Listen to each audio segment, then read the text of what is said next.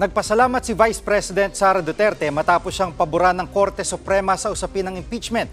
Pero ang ilang eksperto sa konstitusyon tutol sa desisyon ng mga maestrado. Nangunguna sa balita si JC Cosico.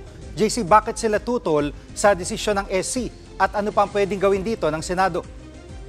Jiggy, ayon sa ilang legal experts na nakausap natin, hindi pa naman daw kasi final itong ruling ng SC declaring as unconstitutional itong articles of impeachment laban kay VP Duterte. Kaya pwede pa itong magbago. Kaya sa ngayon ay hindi daw dapat muna gumawa ng kahit anong aksyon ang Senado ukol dito. Maghahain pa nga na motion for reconsideration ang Kamara ukol dito. Pero itong si former Justice Carpio ay tutol dito sa naging desisyon nga ng SC at kabilang nga sa mga kinwestiyon niya ang sinabi ng Korte na wala umanong plenary vote bago nga itinransmit itong impeachment complaint sa Senado.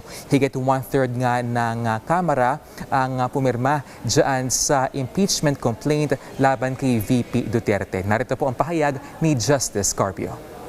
Finding of the Supreme Court in their decision that there was no plenary approval of the fourth complaint is totally wrong because that is not what the records of the House show.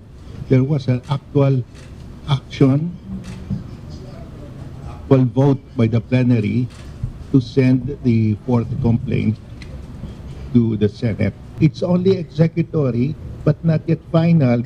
There's still a chance it could be reversed or changed.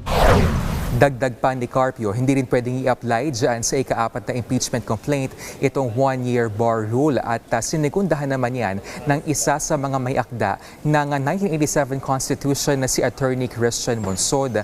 Anya, nag-overreach ang SC sa kanilang desisyon na dapat daw ay muling pag-isipan at kabilang nga sa kanyang mga kinwestiyon itong sinabi ng SC na hindi nabigyan ng due process itong si VP Duterte sa reklamo. Narito po ang kanyang pahayag. That happens in the hearing in the Senate. Yes. So even the basis for the Supreme Court ruling of lack of due process is wrong. Samantala sa isang pahayag, nagpasalamat naman itong si VP Duterte sa kanyang defense team sa mga naghain ng petisyon para hamunin ang anyay pang-abuso ng Kamara at sa mga tumuligsa sa anyay persecution o panggigipit sa kanya. Jiggy, sinabi naman ni Carpio na mas mainam kung magtatakda ang SC ng oral arguments bago sila mag-decide dito sa ihahain na motion for reconsideration ng Kamara. Jiggy? Yan ang ulat ni JC Cosico. Mga kapatid, Jiggy Manikad po, pagdating sa mahalagang balita sa loob at labas ng bansa, dapat una sa lahat, mag-follow at mag-subscribe na sa social media pages ng News 5.